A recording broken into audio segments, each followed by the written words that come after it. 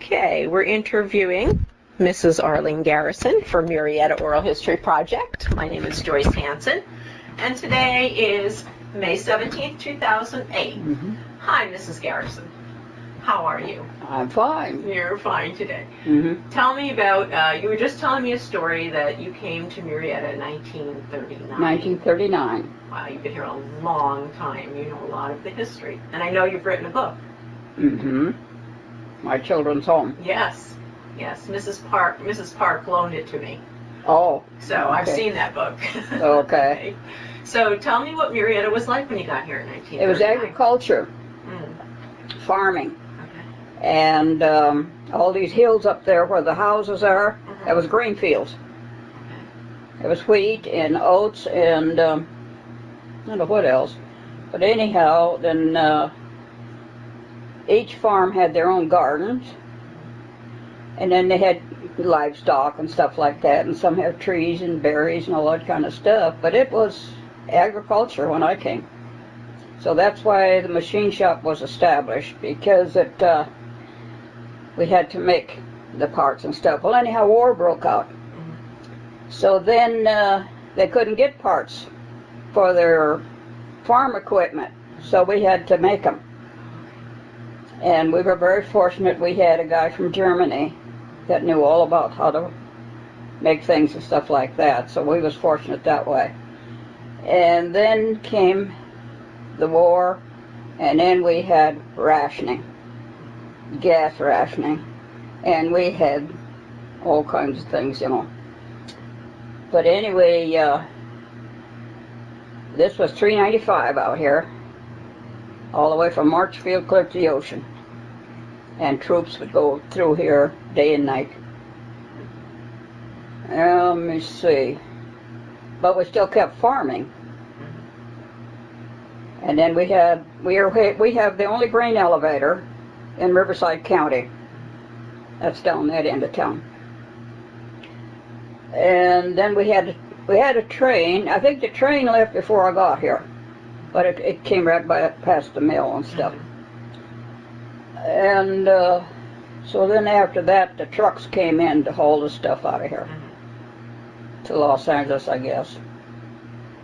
So other than that, why, we still have some people here, you know, that I've known for all these years and stuff, and they know as much about agriculture as I did.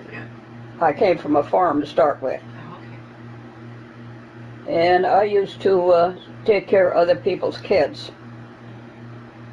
Because that was during WPTA, not PTA, WPA. We worked.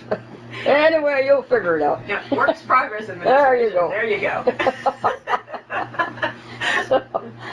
So anyway, so then I came to California. I don't know if it was my heart or my head that got me here. Anyway, I'm here. I stayed in the same house since 1940. Haven't got rid of anything. This really gets them. Anyway, other than that, why, I'm still here. I wouldn't live anyplace else. I picked out this corner, so here I am.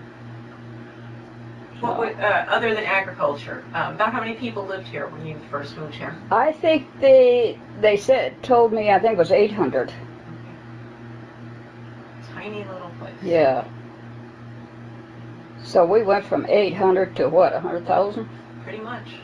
Isn't that something? Isn't it? What do you think of that? And when that happened, everything, water, power, telephone service, everything else had to increase. Roads especially. Got a lot of building around here. Yeah. So anyway, so that brings you up to the present day. Oh, no, come on. We left out all those. We went from 1939 to 2008. There's a lot of years in there. Oh, Lord. Tell me about working at the hot springs. You just said you were working there the day you got married. Yeah. Yeah. When I came to town, we just bought the machine shop. We bought 7 acres, the whole corner, Okay. and we didn't have any money. So we went $45,000 in debt. At that time, it was pretty tough. That's a lot of money. So I went to work at the hot springs, and then we started with the machine shop. Yeah, I was working out there on Easter Sunday. All the rooms were taken. And I couldn't get away until 2 o'clock, and I was getting married at 8, see? So anyway, I had to get those curlers out of my hair. I've never met anyone who worked on the day they got married. So when they put this Gunther book together, I want to be sure that I let them know. Anyway, so yeah, Mr. Gunther was very nice. He employed everybody that was in Murrieta. At one time or another had worked there, which was very nice at that time. And then when war broke out, why, it took quite a bit of the men from the hot springs. And so I was still there when the government said that they're going to use the hot springs as a hospital, and that all of us would have to stay. So when they come in with these semi-trucks loaded with all these supplies for a hospital, and they put them in a warehouse, this is interesting, put them in a warehouse over there, then they changed their mind. They'd get hospital someplace else. So anyhow, they put all this stuff in this warehouse, and guess what? I think it was 3 years ago, somebody discovered all this stuff in this warehouse. So this is the story I got. They called our fire department to go over and check it out. And they went in and they opened the door and they found all this stuff. And they were telling me that the bandages, they're so long that they were stuck together. They couldn't peel apart. Oh, Lord. And nobody knew anything about it. That was the funny part. Of everybody that worked there, nobody knew anything about that warehouse. But that was all hospital supplies. I'm dying to find out what firemen from Murrieta went in there and saw all that stuff. Because it was something. Now, they had blankets, sheets, pillowcases, toilet paper, everything for a hospital. Been there for 60 years? Yeah. Oh, jeez. Isn't that something? Yeah, it was very interesting working at the hot springs because Mr. Gunther was very nice to all of us. Because when I wound up in the hospital with appendicitis, we had to carry these big baskets of sheets and blankets and toilet stuff, you know, and towels and stuff, and we had to carry them up steps to get into these rooms over there. Well, I came down with appendicitis. So they brought me home, and I wound up in the Elsinore Hospital. It wasn't a hospital, it was a maternity hospital. So I had my appendix out there, and all the employees felt sorry for me, and so they chipped in and paid my hospital bill. Oh, how nice of them. So we had to cut that out because it was too many people getting sick. Take up all your income, paying for other people's hospitals. Oh dear. Oh Lord. So anyway, so I lasted about a year out there, and I quit because it was too little too much. So. Tell me about your wedding. Huh? Tell me about your wedding. Oh, we got married in our own house. I didn't have any relatives here. My husband had relatives I didn't have, so we thought, what are we going to do? Where are we going to get married? Well, we was going to get married in the St. John's Lutheran Church in Hemet. And after I found out how much it was going to cost, we cut that off. So we're going to get married at home. Okay. So then we have relatives up in Long Beach, we have relatives in Temecula. So this is going to be good. Well, anyway, we all get here waiting for the wedding, you know, and the preacher got lost. Oh. he missed the corner down there, and he was headed up. He was heading for Duluth. Anyway, everybody started laughing. They said, "What are you going to do if the preacher don't show up?" Well, I wasn't going to worry about it.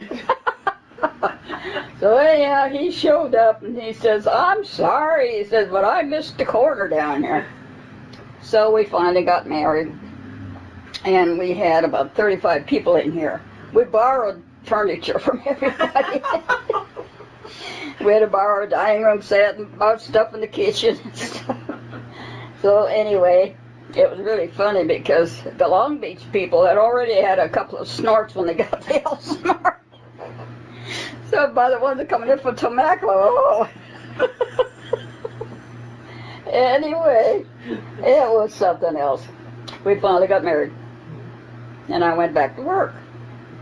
So we're still trying to keep that going over there and stuff, and then I was there for a year, and I thought, well, life was getting pretty short. I just quit, so I couldn't stay home. Then I got involved in community service. I've been doing community service ever since. What kind of things did you start out doing? What I started out doing? For community service, what were the things I was you did? president of the Parents and Teachers Club. Okay. My kids were in school, and then I went and well, I have 17 plaques. It'll take all day to tell you. Oh, tell me anyway. You got all day, huh? I got time. Alice is just Yeah. sitting here killing time with me. So. She's probably you should have gave her paper and pencil. She's taking notes. No, I've been head of the Parents and Teachers Club. That was an education in itself. My kids were in school and stuff, and we were getting going. We was down there in that building. And so then, as time went by, we formed a town hall association. So she and I was in that too. So, and then I've been on I've served 14 years in high school PTA, and I was vice president up there.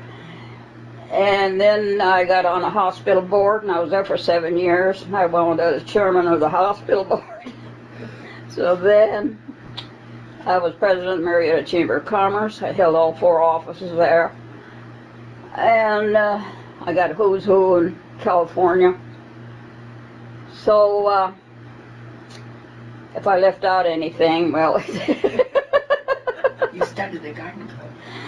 Yeah, and then and we had the war, you know, and then we had an observation post, so the Air Force thought, well, I was going to get the job, so I got the job. So we was there, what, 4 years? Watching low-flying aircraft. Mm-hmm. So the Air Force says, well, you got to go to a Air Force conference in Monterey. So I go up there. I was there for 3 days. I came back and says, you're on the way to Florida. Said, we're sending you to school. So I went to school at Tyndall Air Force Base for a week. They flew me down, flew me back. It was like going into a jungle, you know, you don't know if you're going to be there or what's going to happen to you. And that was an experience, I'm telling you. I came back with a sergeant's rating. My kids said they weren't surprised.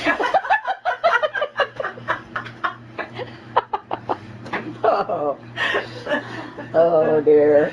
So anyway, I guess that's about sums it up. Mm-hmm. And what about the garden club? What did the ladies do? Oh yes. You started it. Tell me about the garden club. Yeah, I'm supposed to be the founder of the garden club.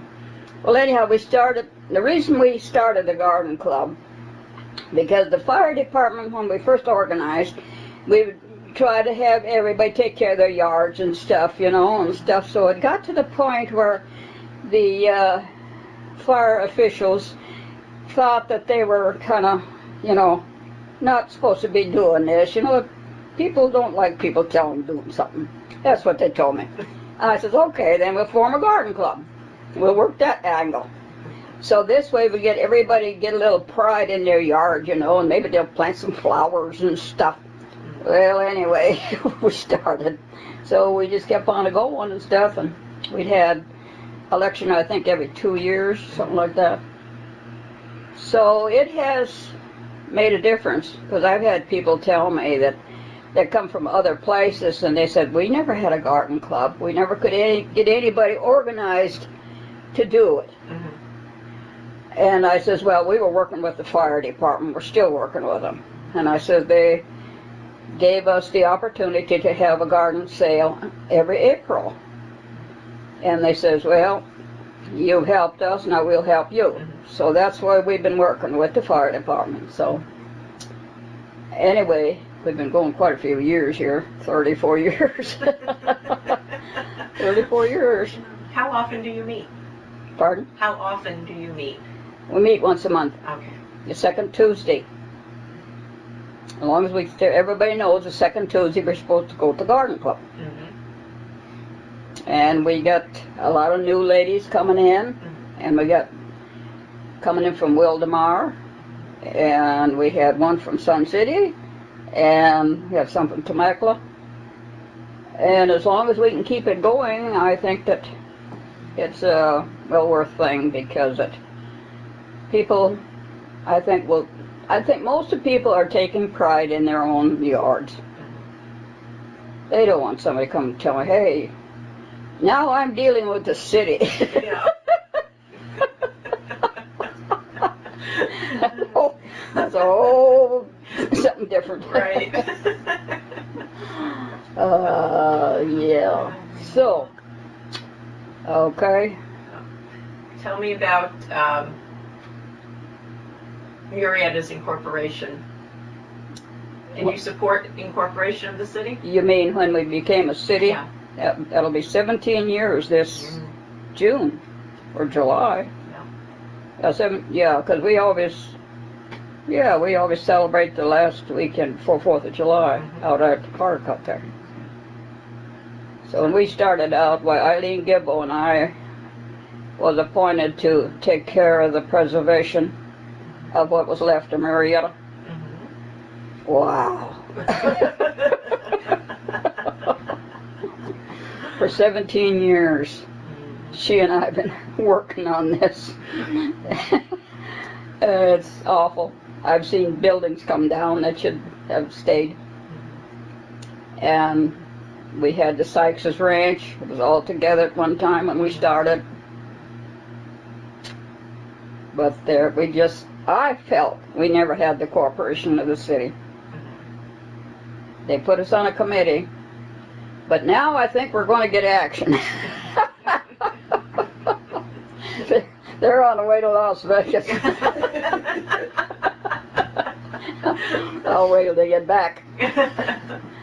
So, but anyway, I like it in Murrieta. When I first came, everybody was very friendly. I was a stranger.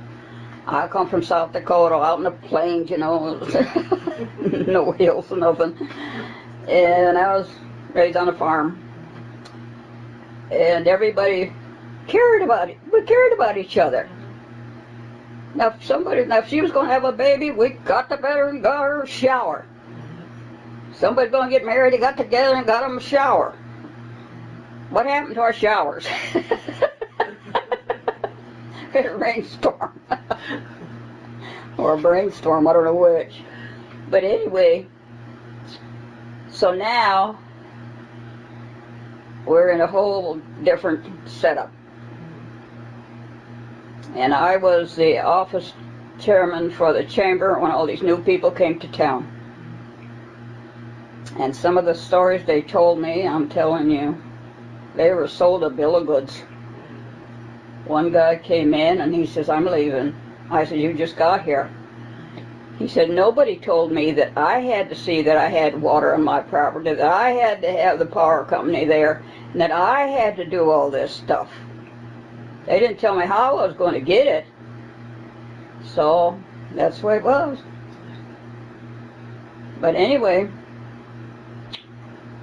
it's tough. Going from one place to another. Just like me going to Florida, I had the foggiest idea where I was going. But anyway. we went to school. It was so hot down there, the humidity. And we all wore polyester stuff, you know, so we had to go shop and get some cotton blouses and stuff. And there was representatives from all of the United States. I was the only one from California. And then the other was from Las Vegas, the other was from Montana, and all the states in the East. Everybody that was connected with the Ground Observer Corps was there. They had a representative there. But anyway, so here we are. I think we covered about everything, huh? That was a short history.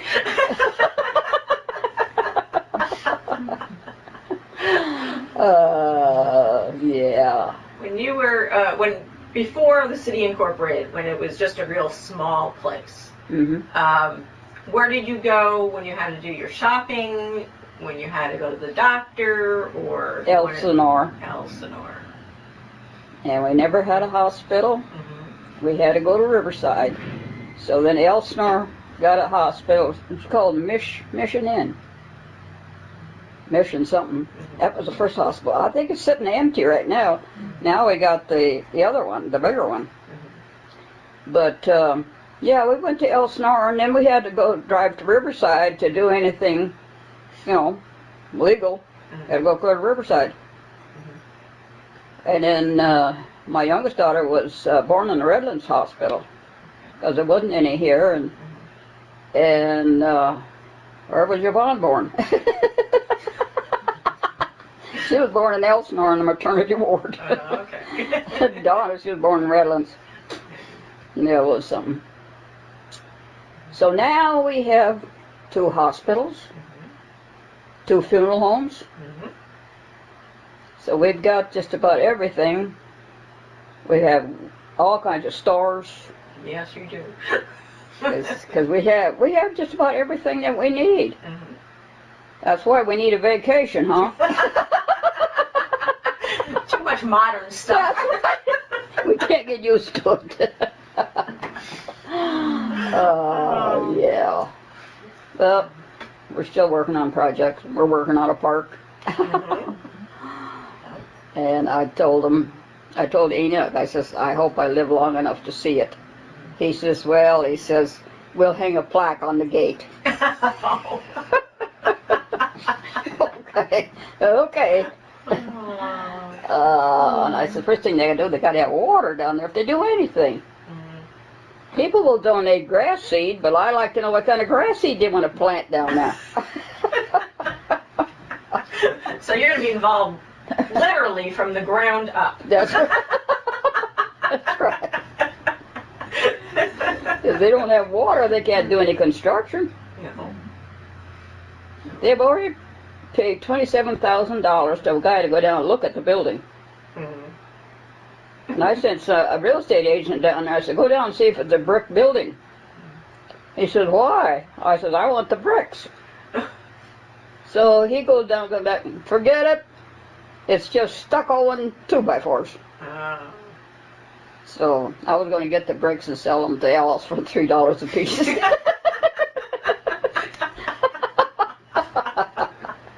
Oh, God. I know back home they tore down our high school. And then after the word got out in the local paper that the high school was down, everybody said, well, we'd have paid $3 for a brick. That's where I got the idea. For a souvenir. Yeah. Good way to raise money. Sure. We got to raise money for my museum. I got 2 people in mind already. Her granddaughter's one of them. And then there's another guy.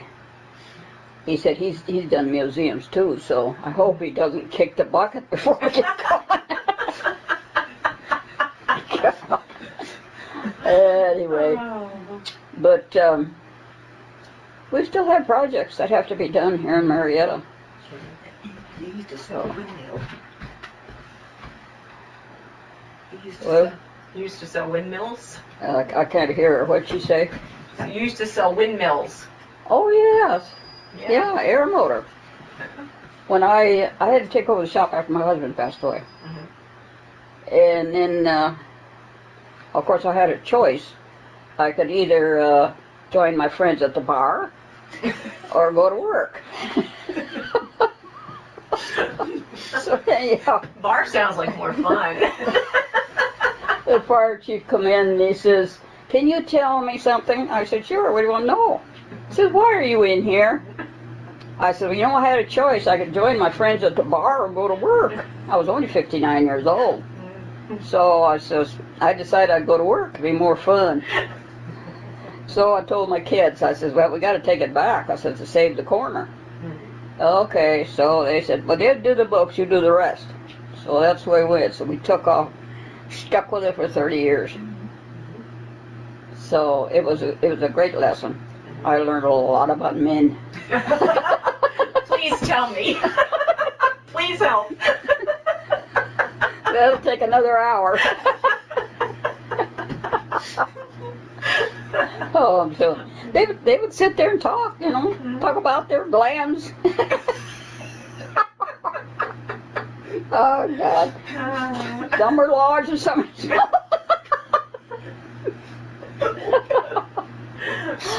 Oh, but they all treated me with respect. Everyone who came in, if they got out of their car without a shirt, they put their shirt on before they came in, and I thought that shows respect. So I got along pretty good with all the men and stuff. Some of the women wouldn't bring their husbands down there. That's all right.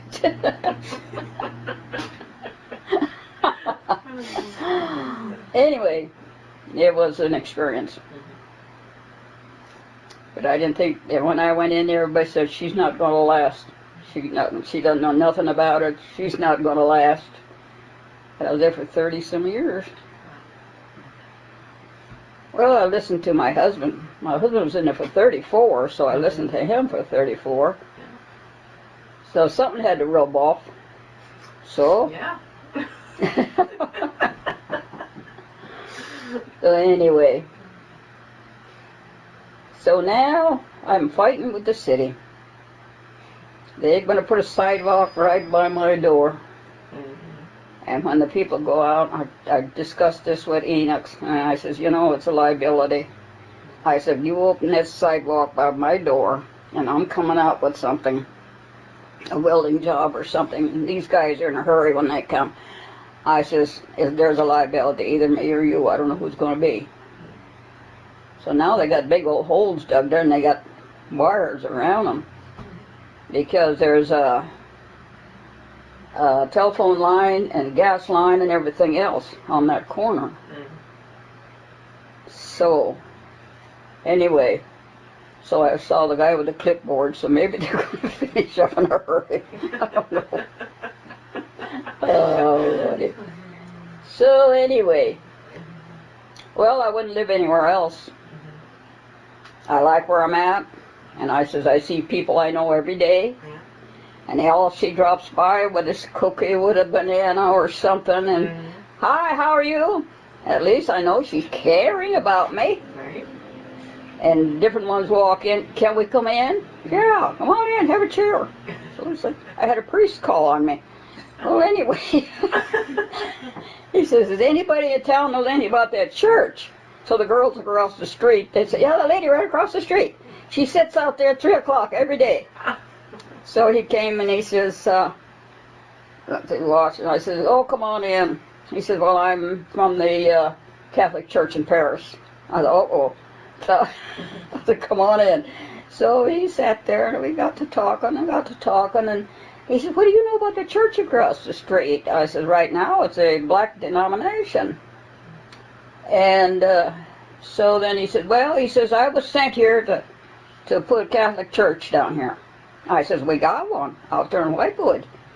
And I says, "It's a housing project, but they have to enlarge it and make it bigger because there's no place to park."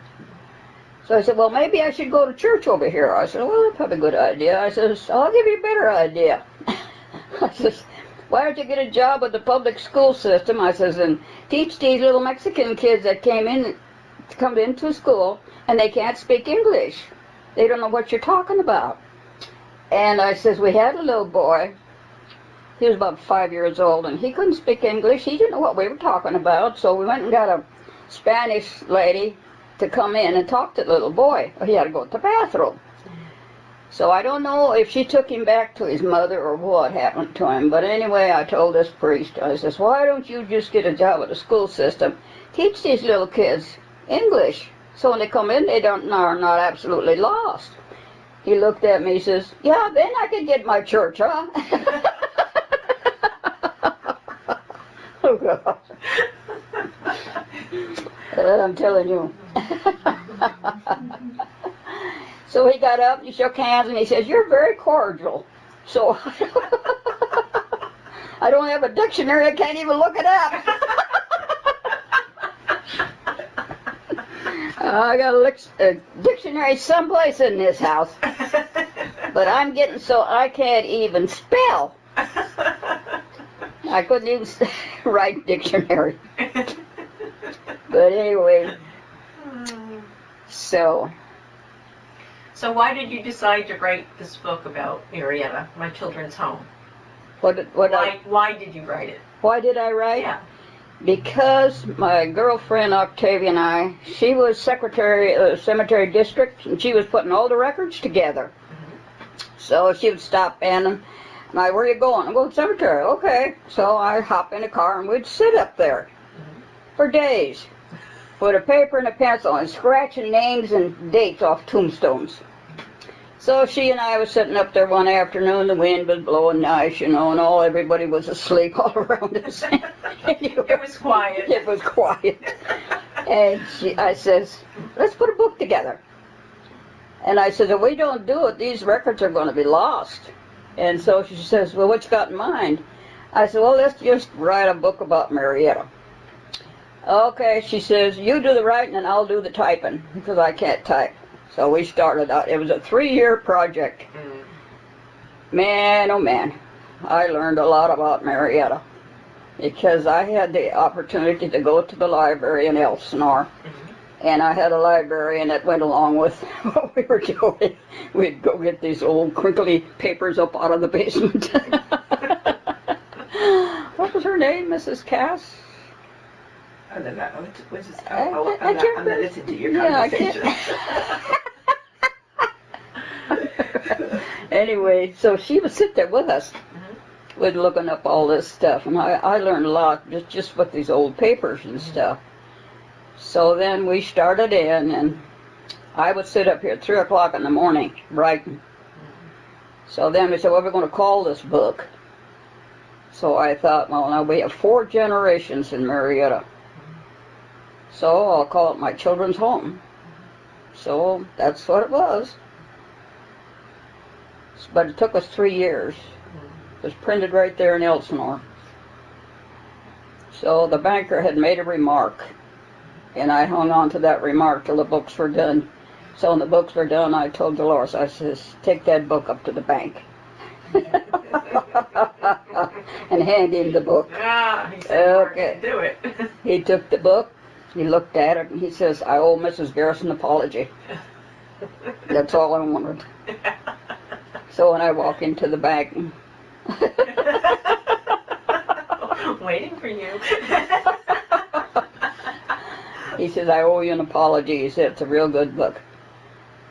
He didn't think, But anyway, that's life. Not everybody, thinks on the same line. But life is interesting. Sure is. So, well, that took care of that.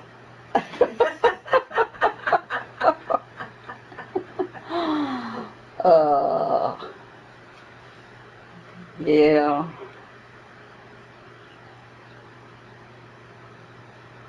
Well, I don't know what else to tell you. I think that covered about everything. Thank you very much. I appreciate it. If you can get anything out of this. Thank you. Marvin put together that book with the pictures that came out recently. Yeah, So that was Hale's. Yeah. Hale's pictures. And Right. stuff. Yeah, Right. she had lots of pictures. I got boxes of pictures. Yeah. But, and she's got pictures there. Yeah. Like I say, I don't have it because I'm just later than. Yeah. Yeah, I wasn't mingled, just from the school point of view. Yeah. Say.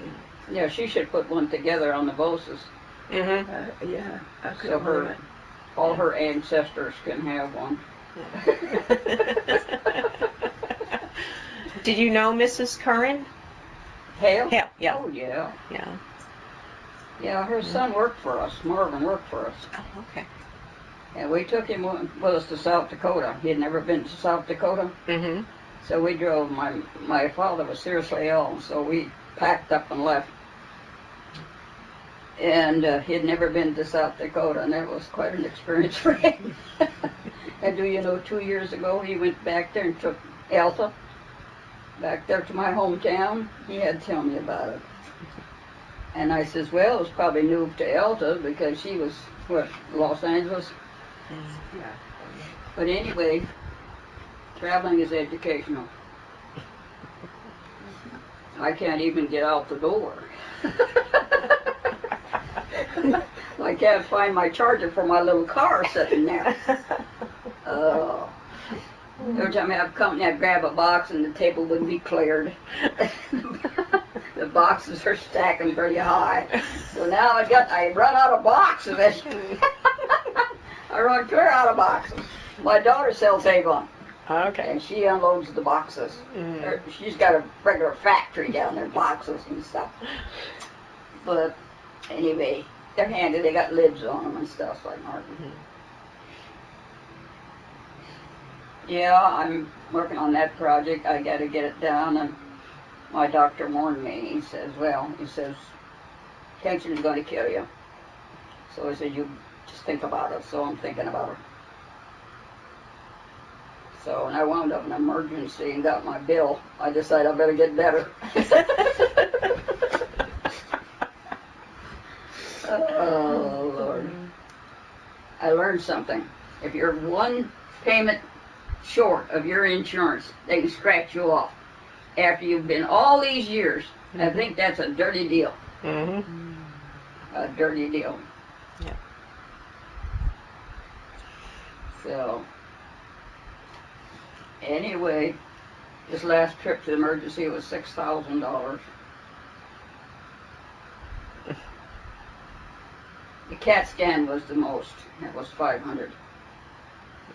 But anyhow, I had one doctor from Oceanside and one from Escondido. Where's our doctors? Gone fishing. Oh, yeah. Yep, nothing is more interesting than people. Yeah, I'll be 93 Christmas. So, and Marvin's going to be 80. Mm-hmm. So I said, well, we got to start planning ahead because there's every place available.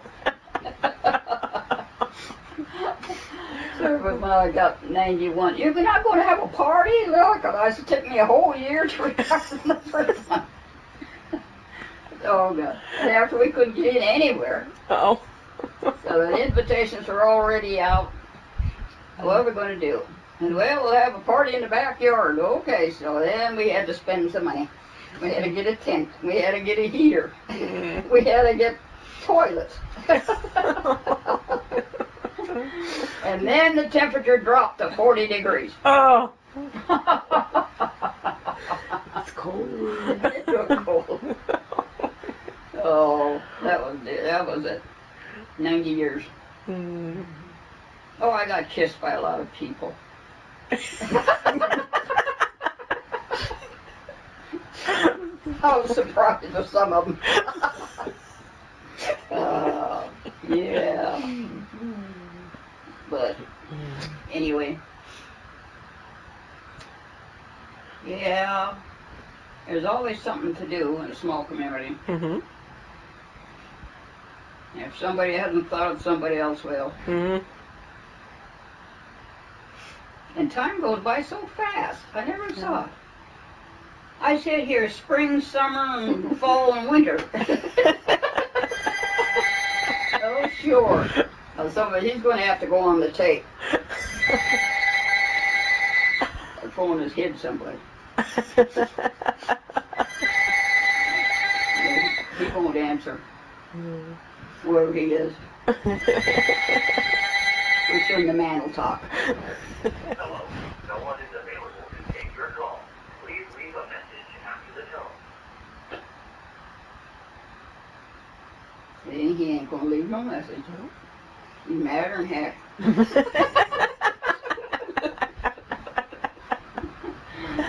The kid says, we gotta get you a phone system in here. You can't make it to the phone. I usually have one laying here and one in the kitchen, one in there and one in the bathroom. Catch me somewhere, but when you're in between them, yeah.